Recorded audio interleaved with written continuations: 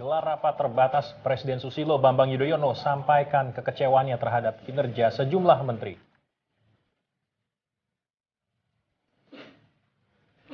Padatnya bongkar muat di Pelabuhan Tanjung Priuk, Jakarta berimbas pada macetnya jalanan.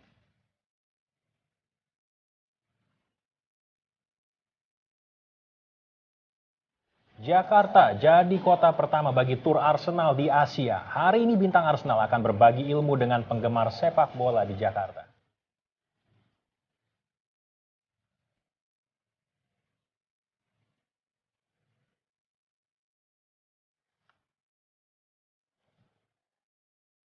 Halo saudara, selamat petang. Hari ini kami akan hadirkan sesuatu yang berbeda bagi Anda saudara. Khususnya bagi Anda penggemar klub sepak bola asal Inggris Arsenal. Para bintang Arsenal ini akan berbagi ilmu sepak bola dalam rangkaian tur mereka di Asia dan di Jakarta yang jadi kota pertama yang akan mereka singgahi.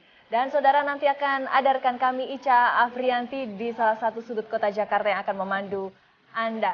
Ica, saat ini coaching klinik sudah akan dimulai.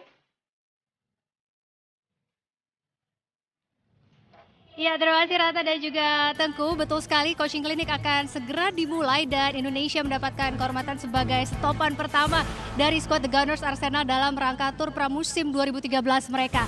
Dan ini ada bocoran sedikit, beberapa pemain Arsenal akan hadir di sini. Ada 4, diantaranya adalah Podolski dan juga Mikel Arteta akan berbagi ilmu dengan anak-anak Indonesia yang Anda mungkin sudah bisa lihat di belakang saya. Anak-anak Indonesia sudah semangat dan bersiap dari jam 3 mungkin ya, tapi kita bisa lihat antusiasme mereka untuk bertemu idola-idola mereka, para punggawa Arsenal. Dan kita tahu juga bahwa Arsenal dulu 30 tahun yang lalu pernah mendaratkan kaki mereka di Indonesia, tepatnya pada tahun 1983. Dan nanti kita akan lihat lagi keseruannya seperti apa. Kembali lagi ke Rata dan juga Tengku di studio.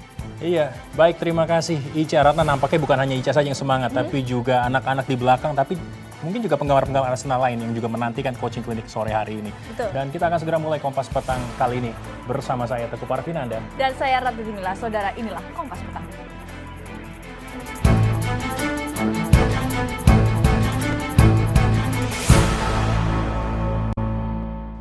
Kunjungan di Lapas Tanjung Gusta, Medan, Sumatera Utara ditiadakan. Sementara kebijakan ini dilakukan pihak lapas hingga kondisi berangsur normal kembali.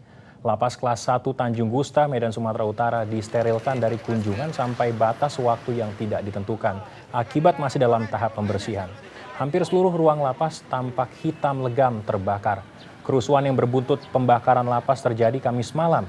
5 orang tewas dan 150 tahanan melarikan diri. Saat ini 57 tahanan telah tertangkap, termasuk 5 orang tahanan untuk kasus terorisme. Ratusan personel TNI pun bertugas ganda. Selain menjaga keamanan lapas Tanjung Gusta, Medan, mereka pun turun tangan membersihkan lapas. Setelah pembersihan selesai, pihak lapas akan segera mengupayakan perbaikan lapas, termasuk fasilitas air bersih dan pasokan listrik. Sementara kita tunda dulu, kita hentikan karena dalam rangka perbaikan, sehingga fokus kita sekarang perbaikan yang rusak-rusak. Berarti ditiadakan, Pak? Ditiadakan. Berapa lama, Pak? Tidak bisa kami tentukan waktunya. Saudara, kerusuhan yang berbuntut pada pembakaran lapas Tanjung Gusta, Medan membuat Presiden Susilo Bambang Yudhoyono naik pitam. Dengan sindiran, Presiden menyesalkan lambannya pernyataan resmi soal kerusuhan lapas, baik dari jajaran pemerintah pusat maupun daerah. Hanya Menteri Hukum dan HAM yang mendapat apresiasi dari Presiden. Saudara, berikut ini pernyataan Presiden saat rapat terbatas bidang Polhukam di Bandar Udara Halim Perdana Kusuma, Jakarta. Saya tunggu respons termasuk reaction time itu kurang cepat. Daerah, pusat, Medan, dan kita. 10 jam tanpa official statement itu tidak bagus. Tidak harus pernyataan itu menunggu lengkapnya informasi, tidak harus segala sesuatunya sudah dilakukan. Keluarkan statement, ada kejadian, ya pemerintah sedang mengatasi, di daerah begini, di pusat begini, investigasi sedang dilakukan, dan seterusnya.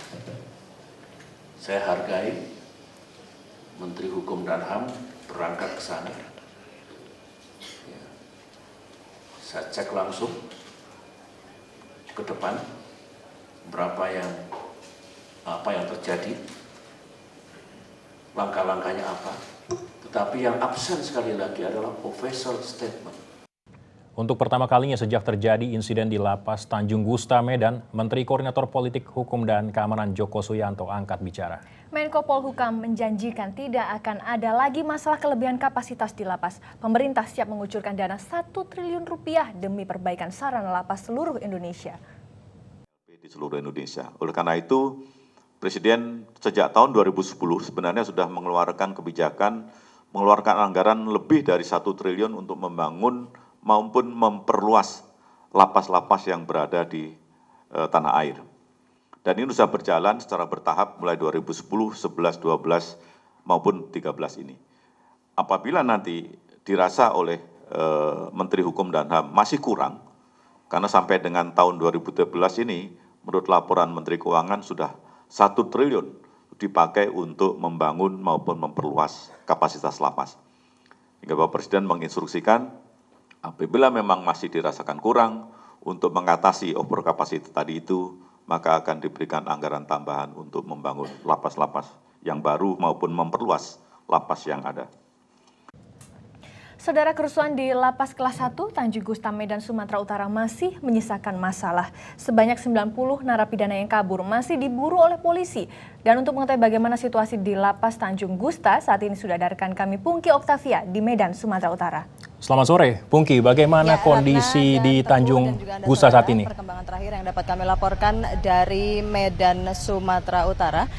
Kondisi terakhir saat ini yang dapat kami laporkan di sini proses pembersihan dari puing-puing sisa kerusuhan dan kebakaran yang terjadi pada Kamis lalu masih terus berlanjut. Pasukan TNI yang juga membantu proses pembersihan ini sudah berganti shift. Tadi sekitar pukul 3 sore, jika pagi tadi yang bertugas adalah dari Yon Kavaleri, sore ini yang bertugas di Lapas Kelas 1 Tanjung Gusta Medan ini adalah dari Yon Armet. Dan proses pembersihan ini masih terus dilakukan karena berharap nantinya proses pembangunan fisik dari ruangan-ruangan yang terbakar bekas kericuhan yang terjadi kemarin Kamis malam ini segera dapat diperbaiki sehingga proses kunjungan dari keluarga pun dapat dilakukan secara normal.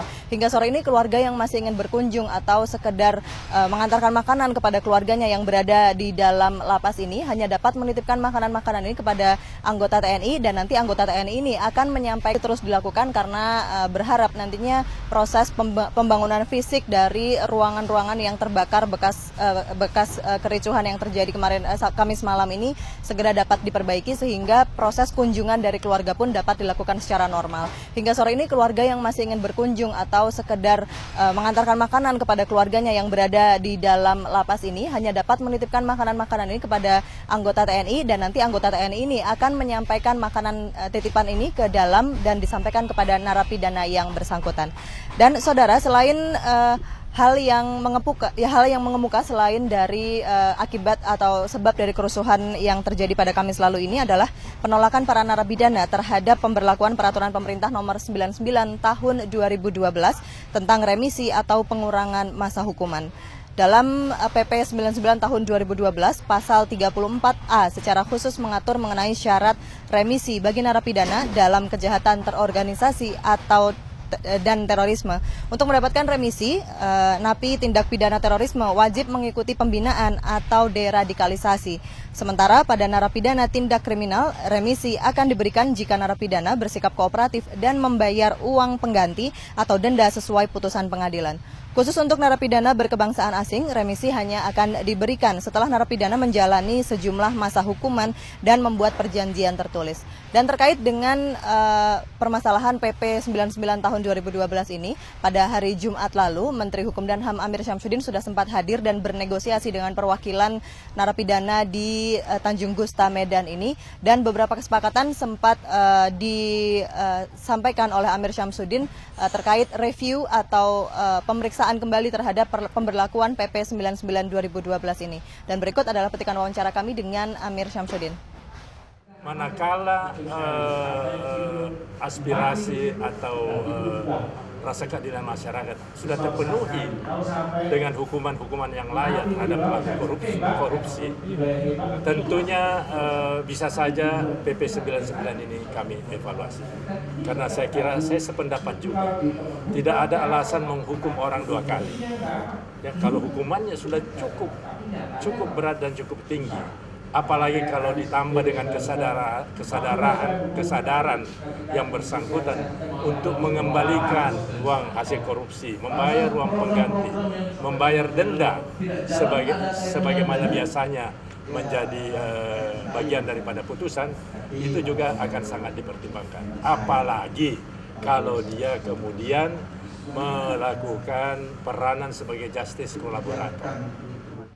Ya, saudara, terkait dengan narapidana yang saat ini masih berstatus buron karena kabur pada hari Kamis malam lalu. Siang tadi, Kepala Lapas Tanjung Gusta ini menyatakan bahwa terdapat 212 narapidana yang melarikan diri pada Kamis malam, dan hingga saat ini sudah 97 orang yang berhasil ditangkap, dengan rincian 85 orang ditangkap oleh pihak kepolisian, sedangkan 12 lainnya ini menyerahkan diri. Dan tadi sekitar pukul 2 siang ada 1 narapidana lagi yang menyerahkan diri dan diantar oleh ibunya ke sini, dan untuk sementara saat ini dititipkan di rutan terdekat dari lapas ini. Sementara demikian, kembali kepada Anda Ratna dan Teguh.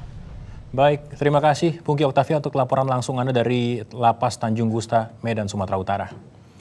Saudara, kita beralih ke informasi lain. Kemacetan panjang terjadi di Jalan Yosudarso, Tanjung Priuk, Jakarta Utara. Hal ini merupakan imbas dari padatnya antrian kendaraan masuk ke Pelabuhan Tanjung Priuk. Saudara, kepadatan terjadi sejak kemarin akibat aktivitas ekspor-impor di Pelabuhan Tanjung Priuk, Jakarta Utara. Sejak pintu 9 pelabuhan hingga kawasan Pelumpang maupun perempatan Cempaka Mas ke pelabuhan macet parah. Ratusan kendaraan berat mengantri masuk ke Pelabuhan Tanjung Priuk selama 10 jam.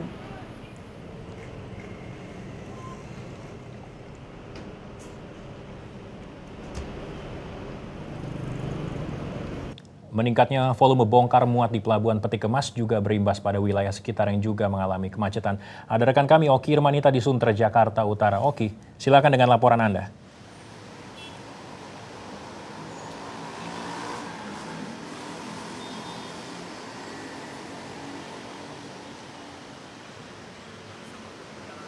Ya, oke. Sebenarnya apa yang menjadi persoalan sehingga terjadi kemacetan di sana? Ya, Teguh, Ratna, dan saudara, memang benar imbas dari penumpukan kontainer di Pelabuhan Tanjung Priuk juga turut ke wilayah di sekitar Tanjung Priuk itu sendiri. Seperti misalnya di kawasan Kelapa Gading menuju Sunter ini telah terjadi kepadatan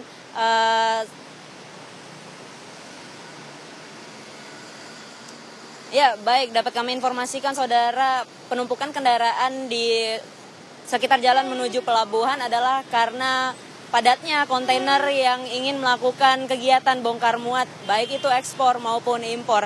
Dan selain di tempat saya berdiri saat ini juga kemacetan karena antrian kontainer ini terjadi di beberapa kawasan lainnya. Kami mencatat titik kemacetan antara lain di Jalan RE Marta Dinata menuju Tanjung Priuk, di tol dalam kota mulai pintu tol Sunter, tol Jakarta Outer Ring Road hingga pintu tol Cakung menuju tol Sunter, dan tol Warakas menuju Tanjung Priuk.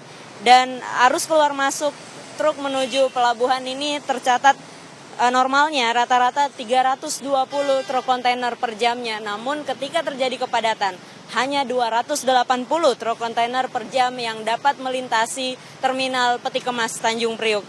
Dan adapun dari penyebab kemacetan ini adalah karena dwelling time atau waktu tunggu bongkar muat kontainer yang semakin lama. Jika kita membandingkan di negara tetangga, Singapura memerlukan 1,5 hari untuk waktu tunggu bongkar muat, sedangkan Malaysia sekitar 3 hari dan Thailand 4 hingga 5 hari. Dan Indonesia di Pelabuhan Tanjung Priuk, Jakarta butuh waktu 8 hingga 9 hari untuk waktu tunggu bongkar muat. Sehingga banyaknya kendaraan atau kontainer harus mengantri dan menunggu dwelling time tersebut. Belum lagi dengan pembatasan lahan untuk kontainer-kontainer tersebut. Perharinya PT Pelindo juga menerapkan tarif yang tidak murah untuk kontainer yang memarkirkan di terminal kontainer Tanjung Priuk, Jakarta Utara. Dan berikut pernyataan dari pihak Pelindo yang telah kami rekam beberapa waktu lalu. Dan kemarin itu lebih disebabkan kepada kita lagi coba menginventarisir di mana sumber-sumber kemacetan itu terjadi. Bahwa tidak hanya bukan hanya karena bongkar muat yang lambat atau hal seperti itu, tetapi kemacetan ini lebih kepada volume bongkaran, volume kontainer-kontainer yang masuk dan volume kontainer-kontainer yang keluar dari pelabuhan itu 2-3 hari ini begitu sangat meningkat. Ya, dan saudara, penumpukan kontainer di Pelabuhan Tanjung Priok ini juga memicu rasa resah dari beberapa kalangan, khususnya karena ketika terjadi penumpukan kontainer di Tanjung Priok, maka hal itu akan berdampak terhadap penumpukan komoditi. Dan kita tahu beberapa waktu terakhir ini komoditas bahan makanan misalnya terutama yang mengalami kenaikan harga karena stok yang menipis, dan kontainer yang tertumpuk ini juga dapat menjadi faktor utama dari penimbunan komoditi tersebut hingga dapat menyebabkan makin melonjaknya harga-harga kebutuhan. Dan selain itu sendiri juga di Menteri Perekonomian juga telah mengimbau agar beberapa kontainer dipindahkan ke area pergudangan yang ada di Cikarang. Dan demikian pantauan kami dari kawasan Kelapa Gading. Kembali ke Ratna dan Toku Parvinanda di studio. Oki Irmanita melaporkan langsung dari kawasan Kelapa Gading, Jakarta Utara. Saudara, harga sejumlah kebutuhan bahan pangan masih tinggi di pasaran. Di Jawa Tengah, saudara, harga cabai bahkan melampaui harga daging per kilonya. Dan hal ini membuat Presiden SBY meradang. Dalam rapat terbatas, ia menyebut penyelesaian naiknya harga ini membulat.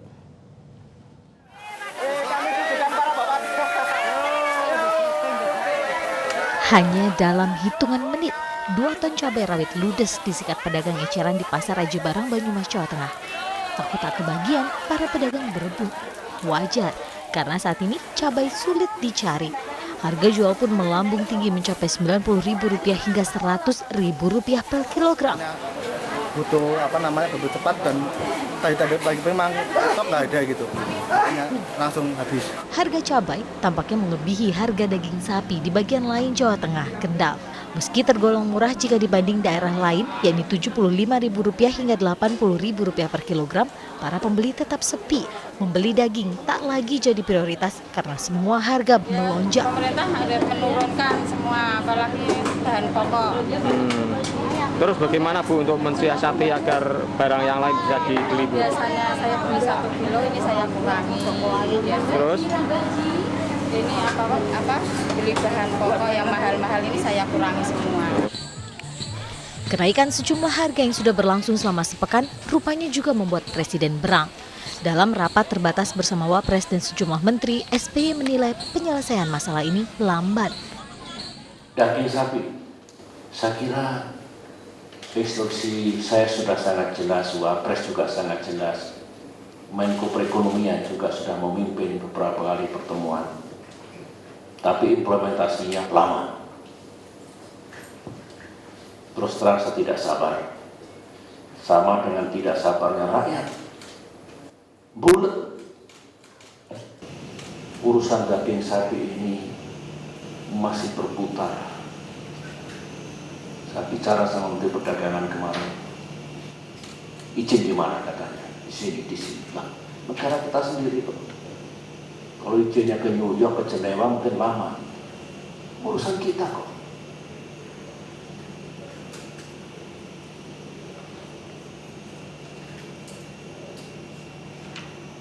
Gak boleh. Saling melempar gak boleh. Birokrasi terlalu lama di pertanian.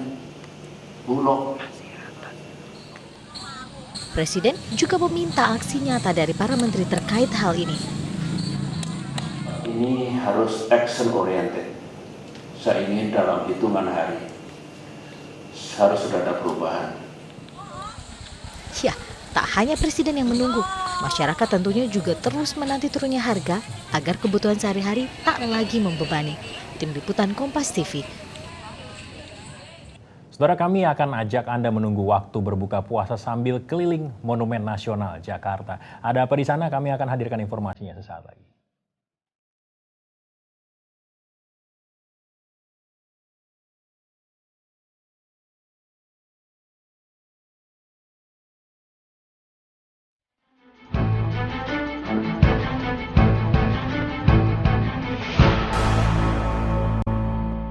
World of Wayang New Season kian menguak kekayaan jenis wayang Indonesia.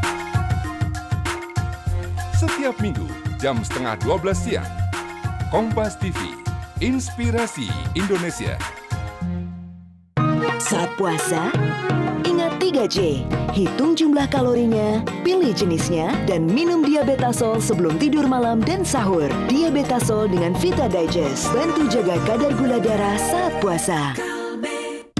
Buka puasa paling segar minum air kelapa. Semua manfaat air kelapa ada di Hydro Coco. Hydro Coco, real coconut water.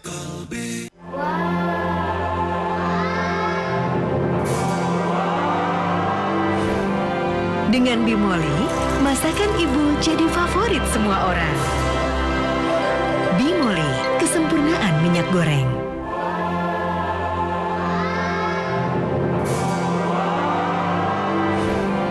Dengan Bimoli, masakan ibu jadi favorit semua orang. Bimoli, kesempurnaan minyak goreng. Marhaban ya Ramadan, jadikan penuh berkah, jaga hati, tinggalkan korupsi.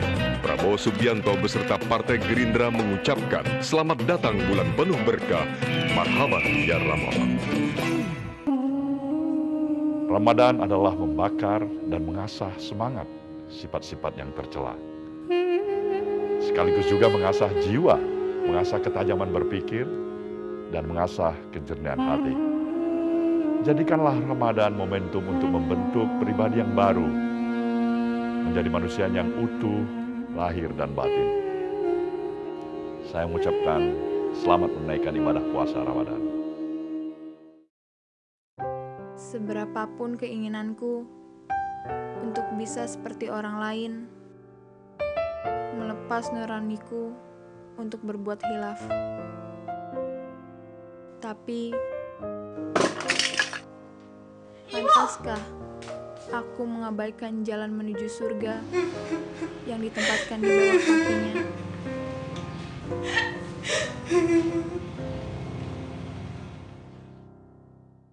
Di tiap sambut bulan Ramadan, tak sedikit dari kita justru belanja gila-gilaan. Harusnya ibadahnya tuh lebih rajin lagi. Oh tapi ini kok belanjanya lebih rajin lagi. Jadi ini lagi-lagi harus direncanakan, harus dicatat.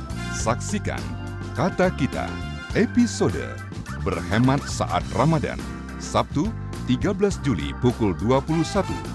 Kompas TV, Inspirasi Indonesia.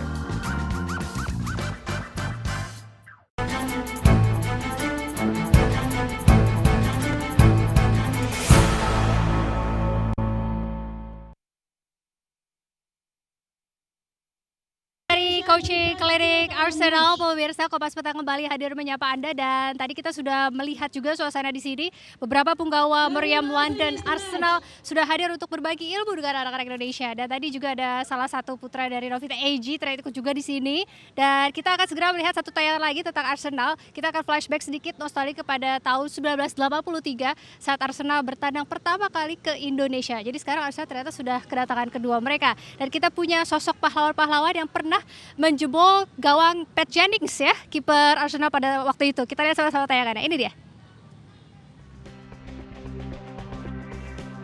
Inilah artikel yang dimuat harian Kompas tanggal 20 Juni 1983. Artikel yang memuat kemenangan fenomenal Niak Mitra atas tim meriam London Arsenal. Dan inilah sang penentu kemenangan kala itu, Joko Malis. Pria kelahiran 30 September 1957 ini tak pernah menyangka dirinya akan jadi bagian dari sejarah membanggakan. Yang ia ingat hanyalah bermain sebaik mungkin dengan persiapan yang terbilang singkat, hanya 1 minggu sebelum melawan Arsenal. Fandi Ahmad melakukan soloran melipati beberapa pemain pertahanan Arsenal. Pada saat itu saya melakukan gerakan tanpa bola dan diberi umpan datar sama Fandi Ahmad. Setelah umpan datar itu langsung saya jemput dan saya langsung berhadapan dengan penjaga gawang. Tak berlebihan sebetulnya gol yang berhasil disarankan Joko ke gawang penjaga gawang Arsenal yang juga penjaga gawang timnas Inggris Pat Jennings. 4 kali menjadi runner-up top skor kompetisi nasional membuktikan ketajaman serangan Joko di lapangan hijau. cukup bangga sekali bahwa saya bisa cetak gol ke gawang Arsenal, apalagi dijaga oleh penjaga gawang internasional seperti Pak Janing yang pemain nasional Inggris saat itu. 30 tahun berlalu, kini Arsenal kembali menjejakkan kakinya di Indonesia untuk melawan tim Indonesia Dream Team. Dan hanya satu pesan Joko bagi pemain Indonesia yang berlaga esok malam. Jadi kalau ingin buat sejarah ya sebetulnya momen yang bagus ini bagi timnas kita, terutama pemain muda seperti Buas Salosa itu punya peluang dia untuk cetak gol karena dia memang pemain yang bertalenta tinggi, Buas Salosa itu. Salut untuk Joko yang telah mengharumkan nama Indonesia dengan kemenangan melawan Arsenal. Kini saatnya pemain muda meneruskan sejarah itu dengan permainan yang menarik dan menghibur rakyat Indonesia. Kika Madonna, Christian Patinama, Kompas TV, Surabaya, Jawa Timur. Ya pemirsa, kita masih dari coaching klinik Arsenal dan Anda bisa melihat di belakang saya ini adalah fieldnya Lukas Podolski. Jadi di field yang ini anak-anak Indonesia dilatih oleh Lukas Podolski. Kalau di sebelah sana ada Jenkinson, kemudian ada paling ujung yang saya tidak bisa melihatnya dari tadi adalah, padahal saya pengen lihat banget, itu punyanya Mikel Arteta. Jadi beruntung sekali anak-anak Indonesia bisa mendapat ilmu dari punggawa-punggawa Arsenal ini. Tapi Podolski dari tadi sebetulnya sudah saya panggil-panggil, mungkin dia tidak tertarik pada saya.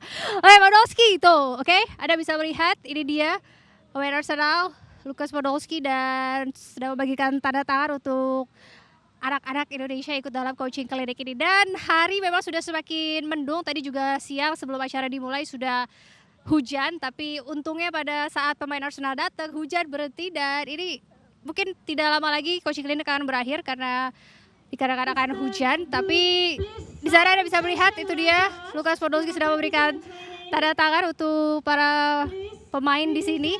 Dan timnas Indonesia akan bermain meladeni mereka pada hari Minggu pada hari Minggu besok untuk bertemu dengan Arsenal. Pasti kita akan melihat bagaimana punggawa-punggawa Indonesia akan bertemu dengan Arsenal. Semoga sih dengan banyaknya kedatangan pemain-pemain Eropa, klub-klub besar Eropa, Indonesia bisa memetik satu buah manfaat dari para kedatangan itu, tidak hanya cuma sebagai promosi-promosi tur aja, tapi ada manfaat yang bisa untuk membangun sepak bola Indonesia. Dan Ica Afrianti pastinya akan terus memburu tanda tangan para pemain. Saya sudah dapatkan di jersey retronya Arsenal ini. Ini tanda tangannya Per Mertesacker.